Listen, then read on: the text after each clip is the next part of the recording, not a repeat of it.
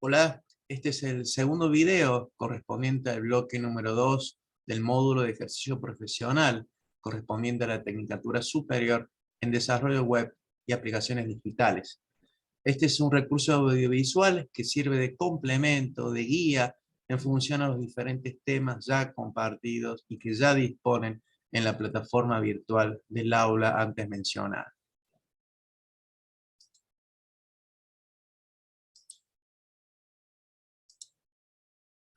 En el marco de esta tecnicatura, el desarrollo de este módulo de ejercicio profesional, que trata de brindarles una serie de herramientas para su ejercicio profesional, para que puedan planificar con éxito sus diferentes actividades laborales y académicas, y en función a así también otro tipo de capacidades transversales para el desarrollo exitoso de su gestión, que recuerden ustedes, no solamente un técnico superior se ha de valer de competencias técnicas, sino también debe desarrollar y aprender a utilizar las capacidades que son de índole transversal.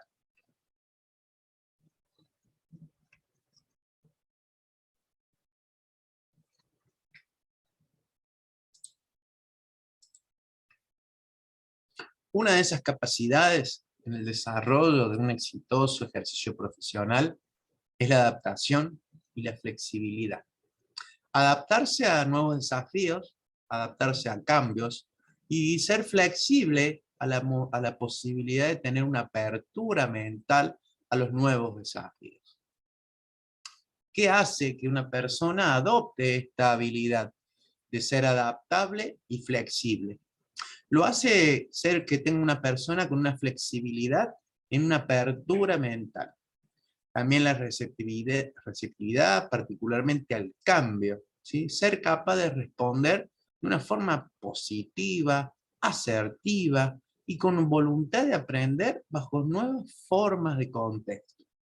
También una persona que se caracteriza por la adaptación y la flexibilidad debe ser creativa, porque justamente de la mano del cambio y de poder responder con una actitud positiva, debe justamente regularse en una posibilidad de creación de nuevas ideas, de adaptación a formas diferentes de hacer las cosas. Es así también que una persona que tenga estas características debe modificar su comportamiento en el marco de un estilo de trabajo para adaptarse a un trabajo de equipo. La adaptabilidad es una de las habilidades blandas. Quizás sea una de las más importantes para quienes buscan una actividad laboral. Forma parte de lo que es la inteligencia emocional, porque significa estar atento al entorno y ajustarse en consecuencia. Esto del cambio, de la posibilidad de adaptación al cambio. Y como les decía, que hay situaciones en las que uno las capacidades técnicas las puede aprender y las habilidades blandas o las competencias transversales también las puede aprender. ¿Y cómo podemos mejorar las habilidades, en este caso, de adaptación? ¿Cómo podemos hacerlo? Quizás desarrollando la escucha. Quizás tengamos la posibilidad de estar atento al cambio y poder adaptarnos, intentando aprender siempre cosas nuevas, siempre en el devenir de obtener nuevas y mejores herramientas, nuevas posibilidades en el cambio, acerca de una capacitación formativa profesional de índole permanente.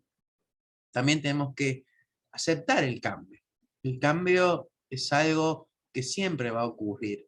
Y en función a eso, tenemos que prepararnos justamente con una capacitación acorde, justamente con ideas nuevas, con creatividad, con imaginación, con innovación, porque estamos en una tecnicatura superior que habla de tecnología, por lo cual el cambio es inmanente, ¿sí? Vamos a estudiar particularmente en esta tecnicatura el desarrollo web y de aplicaciones digitales.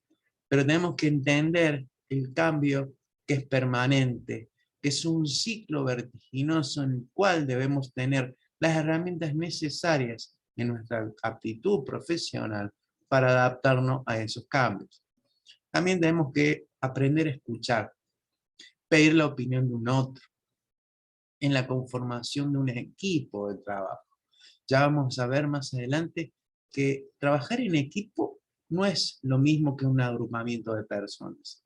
Tiene sus reglas, tiene sus diferentes modos de articularse, por lo cual son gestiones que tenemos que entender en la necesidad de desarrollar lo que es la adaptabilidad como una habilidad blanda muy requerida por el mercado laboral actual.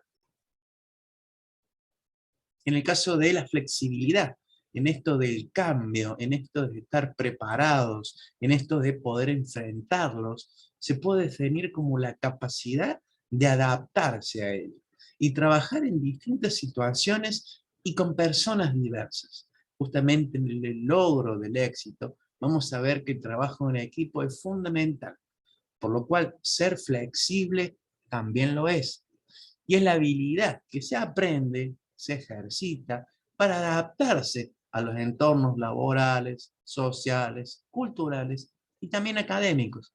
Porque dentro de esta tecnicatura van a tener muchas actividades de índole grupal, por lo cual ser flexible, defender nuestra opinión, pero desarrollar la escucha va a desarrollar que nuestro desempeño y la articulación del éxito sea mejor en ese ejercicio profesional que se trata de aplicar en este módulo. Hay diferentes tipos de niveles de ser flexible o adaptable, altos o bajos. Particularmente vamos a hablar aquí del nivel bajo, que implica justamente lo contrario de lo que venimos analizando, que es la dificultad a esa adaptación al cambio. Es el problema que uno puede llegar a tener para comprender los cambios que hacen en el contexto en el que estamos insertos. También habla de no tener disposición para enfrentar esas situaciones de cambio, de novedad, carecer de la creatividad para poder enfrentar esas situaciones. También pensar en una rigidez que no estamos sometidos a enfrentar situaciones que no estábamos acostumbrados. Quizás una situación de que no queremos aprender ni enfrentar, no queremos escuchar y nos negamos a enfrentar quizás una realidad. Son diferentes aspectos que hacen que esa flexibilidad, que esa adaptabilidad sea baja, por lo cual, si estamos en alguna de estas situaciones, deberemos actuar en consecuencia y adaptarnos al cambio, que es lo único que es permanente. Por otro lado, otra habilidad blanda muy importante es la iniciativa y también la proactividad. De la mano del cambio, de la mano de la innovación, de la mano de la creatividad, la iniciativa es fundamental en nuestra actividad laboral. En el desarrollo web, en las aplicaciones digitales, en el marco de la actividad profesional que ustedes desarrollen, la iniciativa, la inventiva es crucial a la hora de desarrollar con éxito su actividad laboral. Estos son dos competencias claves, son dos habilidades transversales muy relevantes, pero no son lo mismo. Las definiciones que da la Real Academia Española para el término iniciativa es que da principio a algo y acción de adelantarse a los demás en hablar u obrar. Es tener la iniciativa. Se la define como la actitud permanente de adelantarse a los demás en su accionar. Por el otro lado, proactividad no está definido por la Real Academia Española, pero en este marco, el portal definición la describe como la actitud presente en algunas personas que no permite que las situaciones difíciles lo superen. En función a esto, son características transversales que hay que desarrollar en el marco de adelantarse a los demás en hablar u obrar, y también en poder enfrentar situaciones difíciles en un contexto de permanente cambio. El término proactividad fue acuñado por un psiquiatra y neurólogo por primera vez, y hablaba de la libertad de escoger nuestra actitud frente a las diversas situaciones que debemos enfrentar en nuestra vida, justamente, y de nuevo, en este contexto de cambios. En el entorno laboral, por ejemplo, una persona que es proactiva y que ha desarrollado esa habilidad, se adelanta a los problemas, los previene o está preparado para enfrentarlos eficientemente. ¿Y cómo uno los puede enfrentar? Con la capacitación permanente, con buscar la posibilidad de nuevos horizontes de capacitación, no quedarse con lo que se da, no quedarse con lo que se escucha, sino tener la posibilidad de indagar aún más. El conocimiento se ha democratizado con el uso de las redes, con el uso de Internet, con la posibilidad de acceder a revistas virtuales, a libros, por lo cual, como una sugerencia, como una aplicación al devenir de la experiencia docente, uno siempre recomienda a sus alumnos de obtener mejores y mayores herramientas a lo que se dediquen, en lo que hagan. Si les gusta tal actividad, investiguen, profundicen, no se queden con un solo material, sino que vean, comparen, y de esa forma van a poder desarrollar su perspectiva, van a poder hacer una actividad crítica, por lo cual tener esa proactividad los va a hacer seguramente mejores profesionales. Lo opuesto a este término de proactividad está definido como la reactividad. ¿Y qué significa reactividad? Que es adoptar una actitud, por el contrario, a lo que veíamos recién, pasiva y quedarse a merced de las circunstancias. No moverme, no enfrentarme al cambio. Me dejo superar por problemas sobre los que no siento que se tiene control. Por lo cual vemos lo positivo de mantener, desarrollar, implementar una proactividad en nuestras actividades laborales, académicas y en cualquier gestión a la que nos dediquemos. Otro punto muy importante de la planificación de este segundo bloque es el trabajo en equipos, ¿sí? Pero el trabajo en equipos de manera interdisciplinaria. ¿Qué es un equipo con estas características y cómo hacer que funcione? Un equipo de trabajo en un entorno laboral, o puede ser también en un entorno académico, pueden existir grupos o equipos de trabajo enfocados en la realización de determinadas tareas. Pero particularmente en lo que vamos a tratar hoy es un equipo formado por profesionales que provienen de diferentes disciplinas. En esa construcción de un equipo de trabajo de diferentes disciplinas y en la articulación de los roles, de las maneras en las cuales uno debe proyectar la planificación de ese equipo, está el éxito o el fracaso de los resultados. Esto que es interdisciplinario le otorga al equipo la característica de complejidad. Particularmente es algo transformador, pero sin duda uno de los rasgos más destacables o más importantes de este tema es que emana de la necesidad de cooperar para lograr las metas comunes. Así como hablamos en el video número 1, esto de diagnosticar, de planificar, de evaluar, también entra en la conformación de trabajo de un equipo. De este modo, la especialización académica y profesional resultará beneficiosa para la sociedad en conjunto, y la articulación de diferentes equipos es parte de ello, por lo cual también juegan en este marco de análisis los otros puntos que vimos, de ser adaptable y de ser flexible. En este caso el cambio, en este caso al trabajo en equipo. Pero también hay que aludir a que hay diferencias. Diferencias entre grupos y diferencias entre equipos. El grupo habla de una responsabilidad individual y el equipo ya habla de una responsabilidad que es de característica conjunta. Los objetivos de uno no son los mismos que del otro. Por un lado, lo define la organización, y en el caso de los equipos, son específicos del equipo. Los resultados, en el caso del grupo, se obtienen por la contribución de cada uno de los miembros. En cambio, en el equipo, se obtienen por el producto del trabajo colectivo. Particularmente en esto, muchas veces los trabajos grupales tienen que ver con la conformación o la ideología de esta forma de trabajar.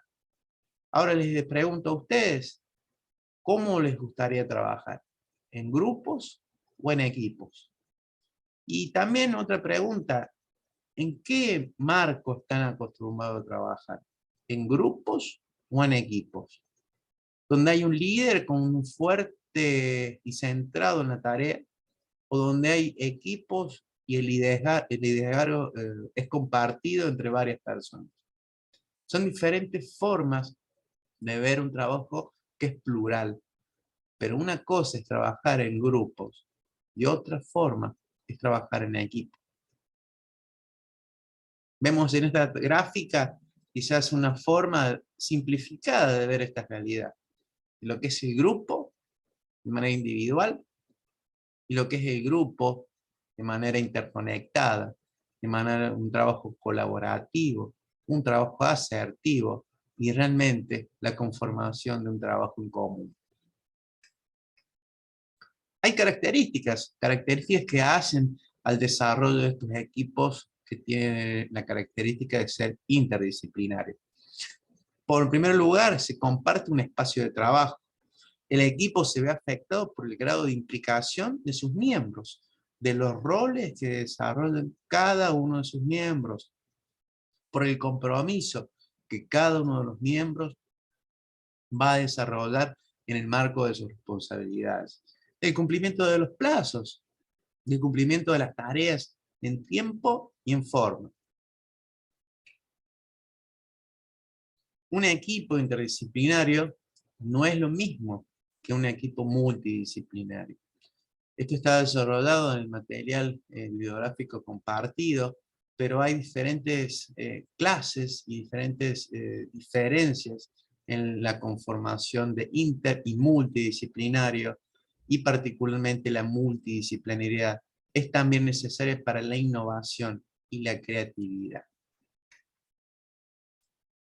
Vinculado a esto de la innovación, de la flexibilidad, del cambio, de trabajar en grupo o trabajar en equipo, está el tema del liderazgo. Un tema muy importante en la gestión de grupos. Es muy importante a la hora de conocer cómo es la gestión de dirección de un determinado proyecto. Pero, ¿qué es el liderazgo? Se ha escrito mucho acerca de este tema y se ha hablado mucho. La definición abarca diferentes aspectos, porque se puede entender que el liderazgo es una capacidad que tiene una persona para influir, para motivar, para organizar y llevar a cabo acciones que hacen lograr fines y objetivos que involucran a determinadas personas y grupos en un marco de valores. El liderazgo es una capacidad que se aprende, es una capacidad que se desarrolla. Se desarrolla a partir de un potencial variado en personas y grupos. Pero particular, este tema de ser líder es una influencia y motivación hacia los demás, porque transforma a las personas, transforma los grupos, y es una oportunidad y también es un potencial de trabajo. Hay características que hacen el liderazgo, características que hacen a las diferentes habilidades que tiene para implementar justamente el trabajo con otros. Pero particularmente tengo que recalcar que el líder influye, motiva, da oportunidades de trabajo y también genera ese potencial en la actividad plural de diferentes personas. Hay claras diferencias en lo que es un jefe y lo que es un líder. Ambos están en la cúspide de una planificación de un proyecto en el marco de una organización. Pero vemos aquí en la gráfica las diferencias conceptuales que hay en el desarrollo de una jefatura y de un liderazgo. Hay diferencias de concepciones que hacen al éxito o al fracaso de uno o a otro, o la mirada que tengan las diferentes partes que componen ese agrupamiento en función a ese jefe o a ese líder. Ahora bien, si ustedes tuviesen la oportunidad de llevar a cabo la dirección de algún proyecto en el marco de una organización, ¿ustedes qué quisieran ser? ¿Quisieran ser jefes o quisieran ser líderes? Sepan bien que para ser un líder hay que prepararse, hay que analizar todas las habilidades blandas que existen, hay que desarrollarlas, hay que equivocarse y volver a aprender. El líder inspira, influye, porque conoce, porque ha tenido la trayectoria de poder ver los diferentes aspectos que ha hecho a su liderazgo. Otro punto muy interesante en el manejo de grupos es el conflicto. Y voy a empezar esta parte con una frase de José Ortega Gasset, que dice que ni un individuo ni un pueblo pueden vivir sin problemas. Al contrario, todo individuo, todo pueblo, vive precisamente de sus problemas. Por lo cual el conflicto, los problemas, son inmanentes a cualquier sociedad, a cualquier organización y de forma analítica, más micro, a todo agrupamiento humano. Por lo cual hay que saber que el conflicto existe y en este marco hay que estar adaptable, flexible a los cambios y la posibilidad de enfrentarlo de una manera asertiva.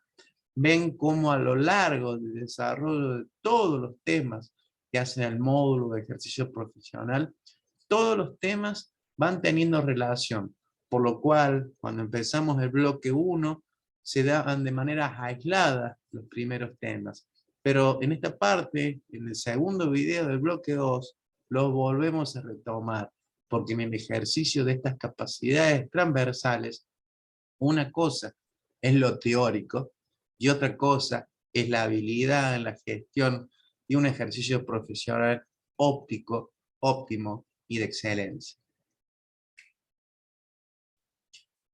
Las relaciones de conflicto se dan cuando sus objetivos son incompatibles. Cuando esos objetivos no sean total o parcialmente incompatibles, tendremos relaciones de acuerdo que en lugar de conductas conflictivas, generarán en su caso conductas cooperativas.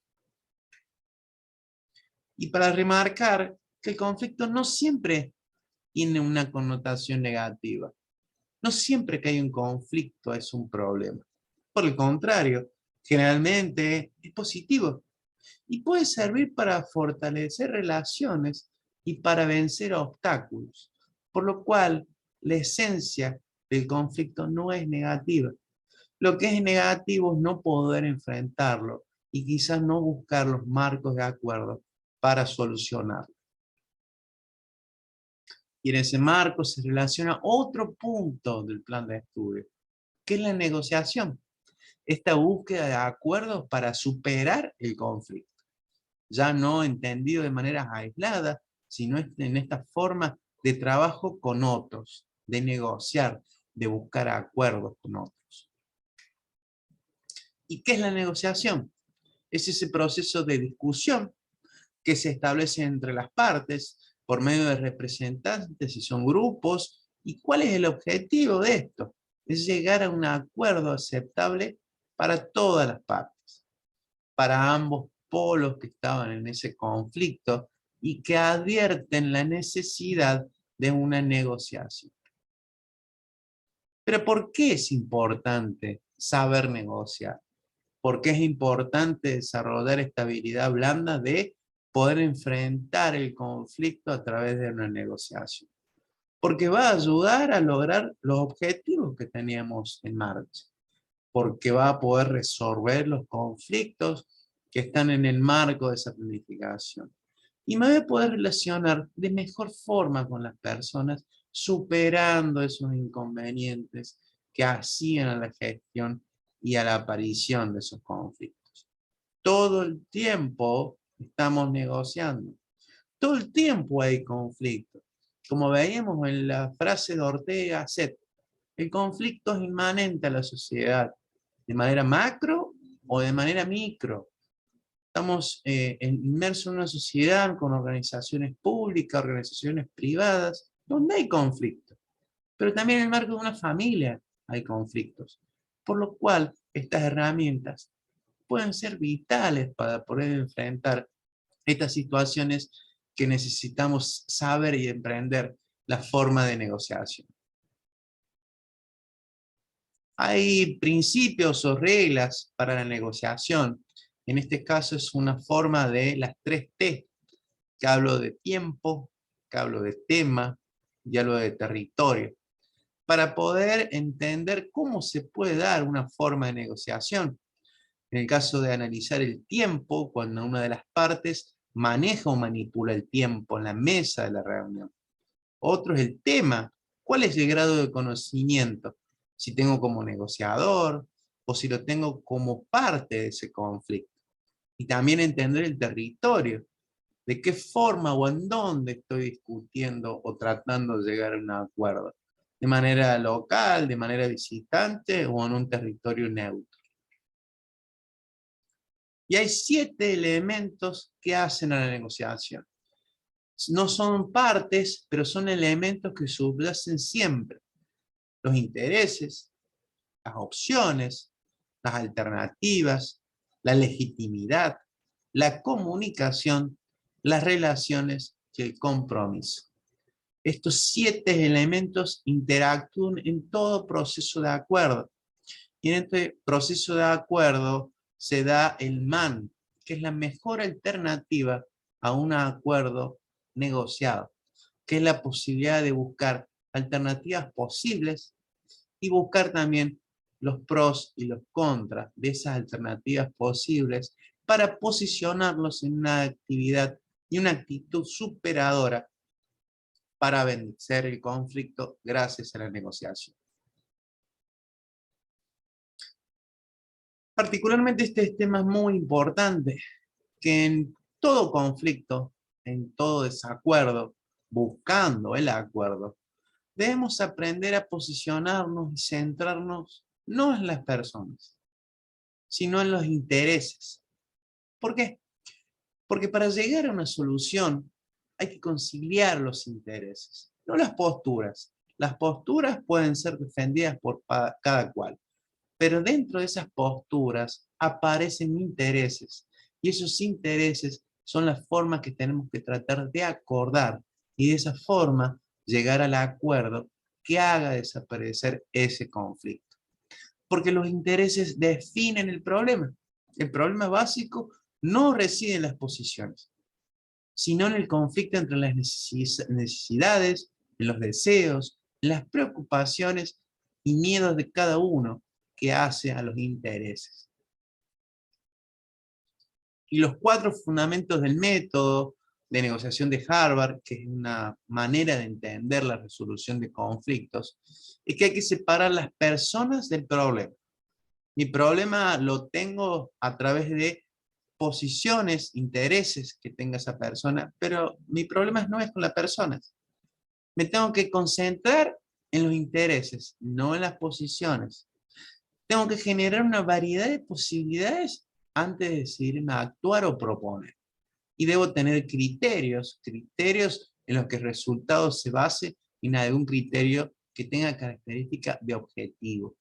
Estos fundamentos que hacen este tipo de método de negociación se centran en las personas, en los intereses, en las opciones y en los criterios. Como el análisis que hicimos, el análisis FODA, que veía 4 tipos de análisis, bueno, en este caso también, en cualquier método de acuerdo, de buscar la posibilidad de solucionar un conflicto, debemos tener en cuenta estos 4 fundamentos que nos permite este tipo de método.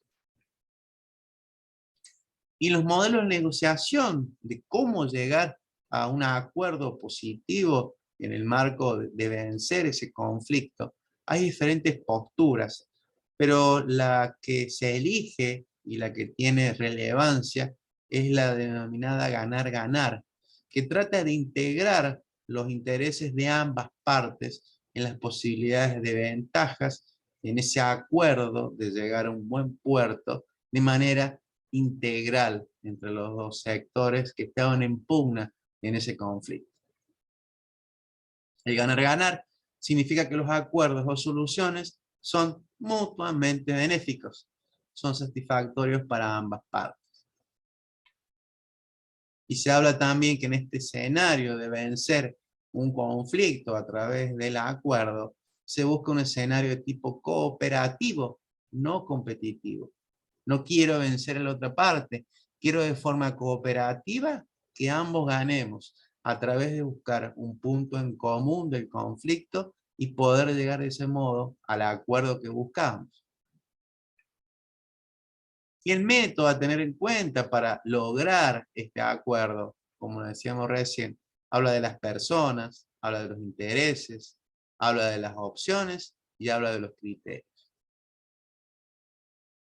También vamos a ver el tema de reuniones eficaces y manejo del tiempo, que puede ser otro punto también para poder planificar con éxito nuestras actividades, desarrollar las actividades en tiempo y forma, y también aprender a tener reuniones eficaces y manejo del tiempo puede vencer la posibilidad de que aparezcan nuevos conflictos.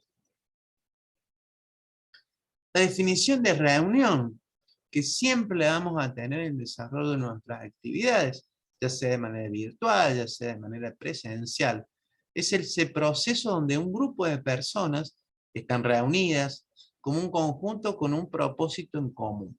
Hay que definir el para qué me reúno, con qué propósito, con qué meta, cuál es el orden de los temas que se van a tratar. Es el agrupamiento de varias personas en un momento y espacios dados, planificado. De vuelta, vuelve el tema de la planificación, con un objeto y tiempo determinado. ¿Para qué una reunión? ¿Cuáles son las funciones? Pueden informar, dar características de datos, pueden ser para recoger información, buscar información, pueden también para formar, para capacitar, para intercambiar puntos de vista, llegar a acuerdos, también se relaciona con esto del conflicto, para generar ideas o tomar decisiones. Vemos las diferentes funciones que puede haber en una reunión, por lo cual en los diferentes aspectos que nos hagamos en nuestro ejercicio profesional, debemos también entender la cuestión temporal, ¿sí? De aprovechar el tiempo y de esta forma entender cuál puede ser la función de una reunión. Y en ese marco, manejar los plazos. ¿Cuáles elementos hay en una reunión? Hay que definir ese orden, los objetivos que tiene la misma, buscar la información para prepararnos antes de llegar ahí, identificar y seleccionar quiénes van a integrar y participar de esa reunión y asignar orden en ese orden del día de tiempos para cada uno de los temas a tratar justamente para la eficacia de la misma. Luego, particularmente, se estila que en toda reunión debe haber una minuta, una suerte de acta, un documento, donde se deje testimonio de lo que se dijo, de lo que se indicó, de los puntos en conflictos que pudieran haber y también de los acuerdos. Fundamental llegar a acuerdos en las reuniones y particularmente dejar estos registros de manera documentada para tenerlos justamente de manera documentada a los efectos de poder corroborarlo a posterior. Como saben, está habilitado el foro de consultas del bloque número 2 para que todos puedan ustedes insertar las consultas y dudas específicamente del material de estudio, de lo que hace a este segundo bloque del módulo de ejercicio profesional, y en ese momento voy a responderles a los efectos de tratar de ser la guía en función al devenir de estos aprendizajes. Muchas gracias por la posibilidad de haberlos acompañado en este segundo módulo del bloque de ejercicio profesional y a disposición para lo que ustedes necesiten en el desarrollo de sus capacidades y en la posibilidad de entender cómo se desarrollan o especifican los diferentes temas que hemos trabajado en este módulo. Saben la disposición, cualquier necesidad o consulta en el aula virtual y por los medios comunes de comunicación. Muchas gracias a todos. Saludos.